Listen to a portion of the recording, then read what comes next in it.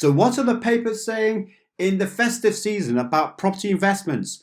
Watch this video as we go through the papers. I want to share with you what the media is saying about your investments in this festive period. So let's enjoy this session as we go through the news. So let's go ahead. Okay, so as ever, I'm going to be leaving the links and a short title description in the comments box below this video. So make sure you click on the links if you want further information on the articles that I'm sharing with you during this lovely festive period. So what do we have for the first article in this session? Well, this is the residential landlord newsletter website. And it talks about the cost of maintaining a buy-to-let property.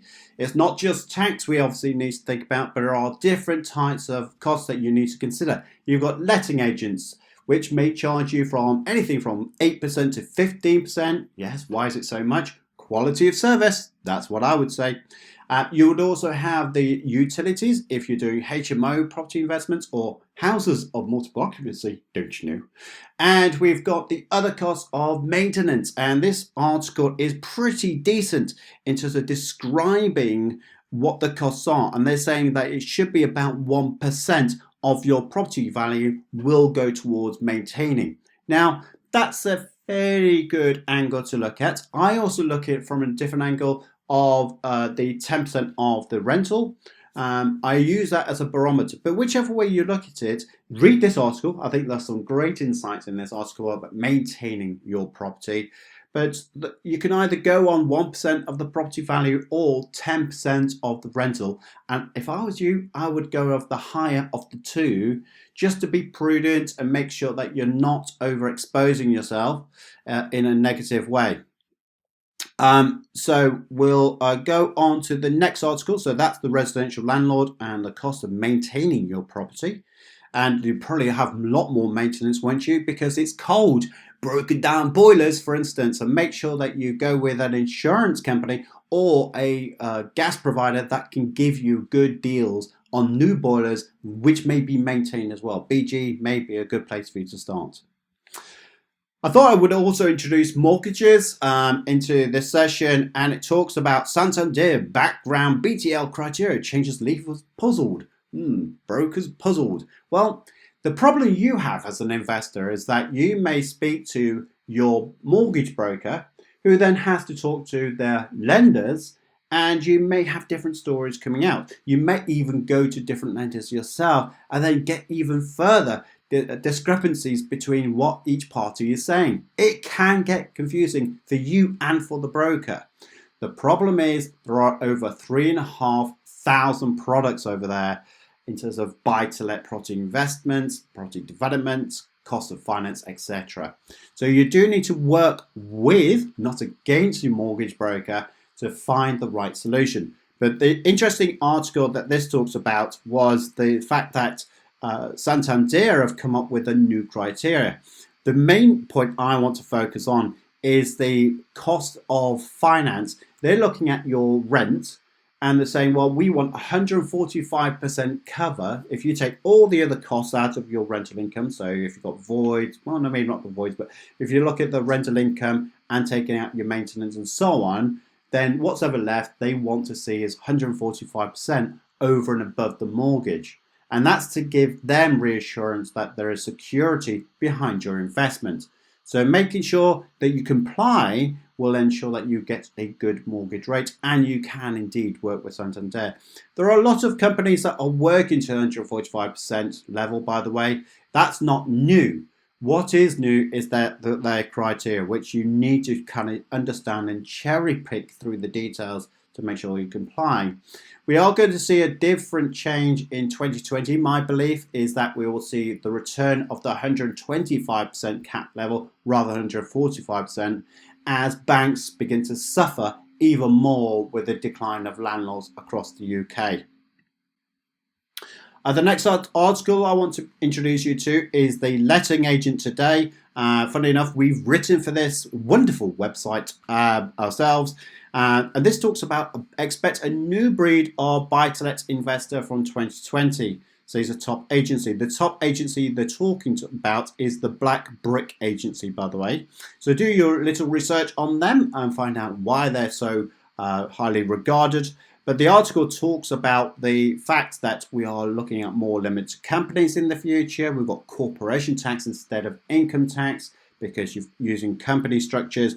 We've got multi-let deals going through as well. So HMOs, split title for flats. That's quite a popular one now. And what they're talking about, well, is there an increase of SDLT and the election? There's so many changes that's going to go ahead. So a very, very good rounded piece, I feel, that this talks about in terms of what might happen in the future. So if you're thinking about your own property strategy and should you change it or not, this article would be a very, very good read. So this is Letting Agent Today. Expect a new breed of buy-to-let investor in 2020, says the top agency. A very, very good read. Sticking with Letting Agent Today, not sponsoring us, by the way, not that I'm hinting. But they talked about another one. Property boss fined £35,000 for buy-to-let license breaches. Wow. If you have not looked at selective licenses in your local authority, make sure you do. £35,000 for anyone is a huge fine to pay just because you've not done the administration or you've not complied with the requirements of your local authority in regards to safety. So you do need to make sure that you go through that this article, but also your own local authority to find out exactly what their requirements are and make sure you do their paperwork, which is a lot. So £35,000 because they didn't comply. They was guilty of failing to maintain the property and the gardens in a clean and tidy condition. So we do need to think now. Are there criteria that you are not aware of? A great saying. You don't know what you don't know. So make sure you know what you don't know now by reading and researching your local authority to make sure you don't have this same trip up of a £35,000 fine. Thank you, Letting Agent Today, for giving us this great article. It's a good eye-opener. We've got another article that's called The Negotiator now. It's got a nice RSS icon as well for you to click on. This talks about, will landlords take revenge on the Tory party for its buy-to-let bashing? Well, interesting article. It does talk about the fact that people are now going to their polling stations, and as a landlord, well, George Osborne, you know, you bought in the 3% SDLT surcharge. You bought in Section 24. You bought in the legislations that affects us into the Section 8, Section 21. You, Tories, naughty. I'm not going to vote for you. Is that how you feel? Or, and I'm going to go straight to my next article, which is very, very relevant to this. So that's worth reading. And again, the link is below. But this particular article does talk about which party to vote for if you're in your 50s. Well, actually, this is a good article for you to refer to. This is in the Telegraph, by the way, even if you're not over 50. Now, the reason why they said that is because they're thinking about people that are retiring. It's got a pension element in there as well. So it's a good article for the over 50s. But to be honest, I think this is a good read for us all as buy-to-let investors, because they do talk and they make us think about property. It does say about, you know, what the Tories have done, which, yes, I understand. They have done some very, very negative things for us. Or is it positive? We'll come back to that in a second. But the Labour Party are just as bad. They're saying, well, if you have a landlord, we're going to try to discount your property so that the person living in your property can buy it cheaper than what you bought it for. What? Yes, indeed. They can discount the property. So if you've got a property under £1,000, Corbyn tried to put through legislation that the tenant could buy that property from you at a discount. So maybe £90,000, meaning you could lose £10,000. What? This guy needs seeing to. What I'm talking to you about is be careful with your voting. You may decide that Tories is not for you. I understand that. But please don't just go running off to another party that can be just as cynical, just as robbing from your investment purse than the Tories ever were. So please do take a rounded approach in regards to your own voting principles.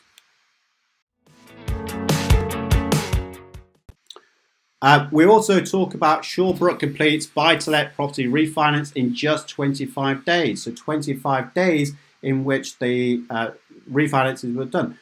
Now, Shawbrook, when I was doing investments and buy-to-let property remortgages or refinancing, would taken a lot longer, maybe 3 months. So to highlight the fact that they did it in 25 days is fantastic news. And thank you ever so much for the mortgage introducer to highlight the fact that this actually took place. And it talks about a very specific product that they launched and still delivered it within 25 working days. So if there's any positive at all, hopefully there'll be greater efficiencies in which mortgage brokers and mortgage lenders help us as property investors in 2020. We could only hope. The next article I want to bring to you in this festive season is The Independent, and it talks about buy-to-let repossession soar as stranglehold on landlords continue. Now, the one thing that this article does talk about is, yes, there is definitely a kind of has what they're saying here, the number of rental properties being repossessed by lenders because the owners are far too arrears on their buy-to-let mortgages has rocketed by 40% compared to with last year. Now, I would say, yes, okay, there's been a lot of increases. But what we need to bear in mind is if you can manage and control your finances, you should not be in this position anyway. And the way I would kind of get away from this being in arrears is make sure your property is tenanted. If your property is tenanted, you have got money coming in. You should be able to pay off your mortgages with ease. If you've got properties that are constantly void, then you're going to have problems. So make sure you control your assets, make sure you control your finances on a month-by-month basis. There are many landlords, unsuccessful ones by the way, that do not look at their finances on a monthly basis. They kind of just chuck money into the bank account whenever repairs need to be done. If it's void, well, I'm a bit busy, I can't be bothered to get the advertisements going to rent the property out. It is suicide, and those amateur landlords need to go.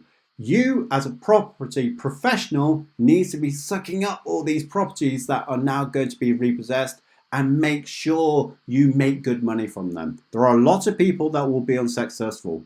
You in 2020, however, will be very successful and you'll make good margin because you're going to be able to buy some of these properties that are being repossessed.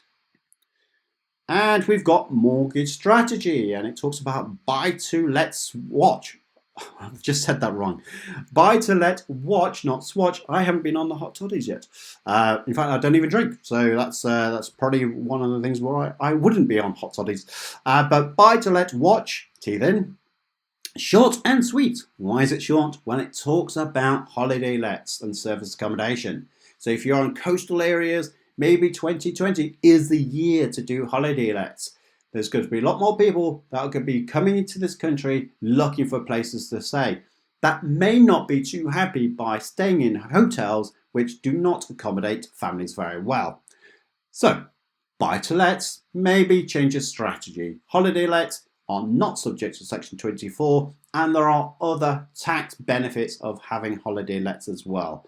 So a great way to think about changing strategy, and this article does a fantastic job with some key insights of how to move into the realm of holiday lets. So thank you ever so much for Mortgage Strategy for releasing this article.